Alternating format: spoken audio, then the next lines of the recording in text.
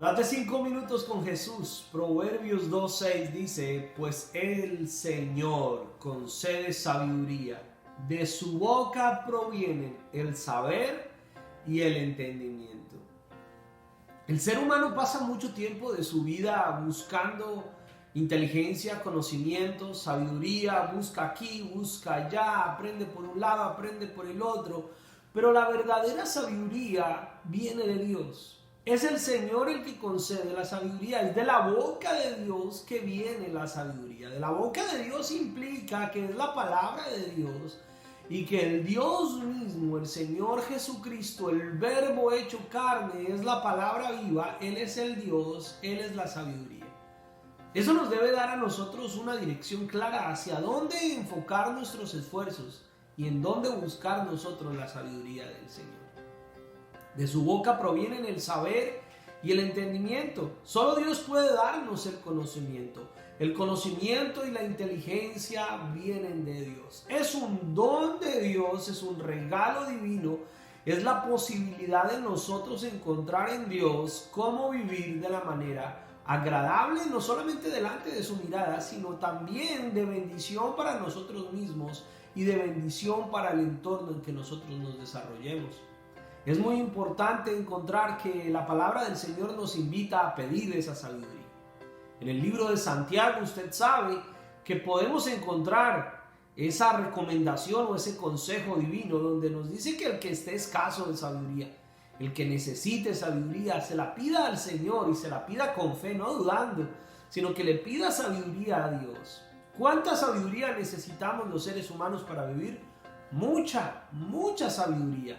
¿Cuánta sabiduría necesitamos para tomar buenas decisiones? Bastante sabiduría. ¿Cuánta sabiduría necesitamos nosotros para llevar nuestro día a día, para mirar cómo debemos tomar decisiones inmediatas, pequeñas, grandes, importantes, no tan importantes? ¿Qué sabiduría necesitamos para educar a nuestros hijos? ¿Qué sabiduría necesitamos para vivir en hogares de bendición, en nuestras relaciones de hogar, de familia, de matrimonio? Para desarrollarnos como buenos empleados, jefes, para vivir en medio de una sociedad, para enfrentar todos los desafíos que esta sociedad nos invita a veces a tener que tomar decisiones y tomar acciones frente a los cambios que vienen, a las ideologías que se presentan, a la educación de nuestros hijos. ¿Cuánta sabiduría necesitamos para servir en la obra del Señor?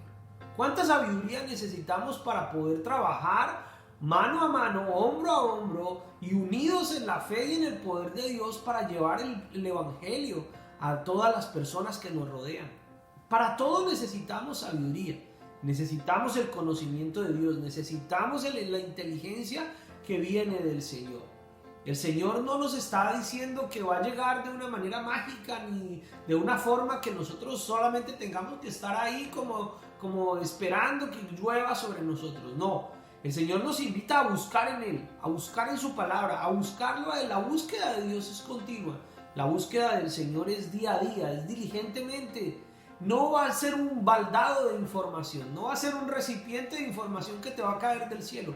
Va a ser una búsqueda constante, todos los días leyendo su palabra, todos los días orando, todos los días buscando del Señor, congregándote, todos los días compartiendo con tus hermanos en la fe, que son tu propia familia.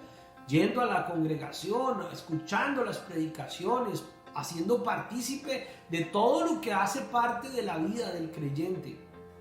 Si tú dices ser un hijo de Dios, si tú dices ser una hija de Dios, si tú dices ser parte del pueblo de Dios, parte del cuerpo de Cristo, la sabiduría de Dios viene de la mano de todo lo que nosotros somos como creyentes, como cristianos, pero principalmente como discípulos de Cristo.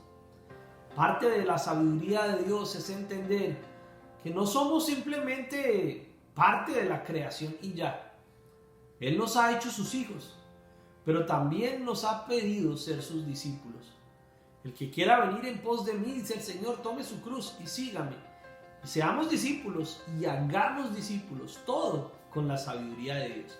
Por eso te invito a seguir adelante, a seguir viviendo, seguir buscando esa sabiduría y viviendo tu pasión por Jesús.